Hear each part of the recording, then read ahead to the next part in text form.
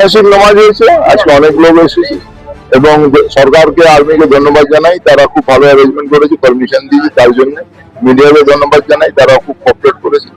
আজকে উৎসব সবার, ধর্ম নিজের নিজের, এটার মধ্যে আমরা বিশ্বাস করি। পুজোতে আমরা মিলিত হই না, আমরা পুজো পান্ডালে যাই না, আড্ডা দিই না, গল্প করি না। ঠিক এখন জিনিসটা হচ্ছে সরকার বলছে আইন মেনে চলতে হবে, রাস্তা বন্ধ করা যাবে, আমরা বন্ধ করিনি, আমরা সরকার মেনে নিয়েছি, সরকার অল্টারনেটিভ জায়গা দিয়েছি, আমরা তার উপরে নিমাজ করতে। এইখানে 5 মিনিট বেশি লাগলো হেঁটে আসতে, ওইখানে 5 মিনিট কম লাগলো, গেট কিছু আসে। রেড রোড আর ব্রিগেড প্যারেড গ্রাউন্ড দুটোই ভালো।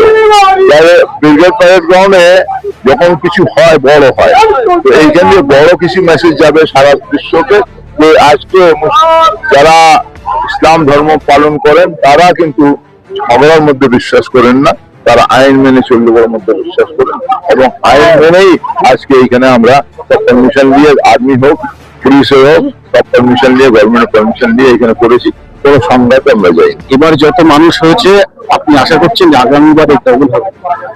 শুনুন, ব্রিগেডে তো মোবিলাইজ করে আনতে হয়, পয়সা দিয়ে আনতে হয়। ঈদে দেখবেন, ঈদের ভিতরে দেখবেন বিনা যে পয়সা খরচা করে পুরো মাঠটা ভর্তি হয়ে যাবে। এইটা হচ্ছে আপনাদের আমাদের অন্যদের মতো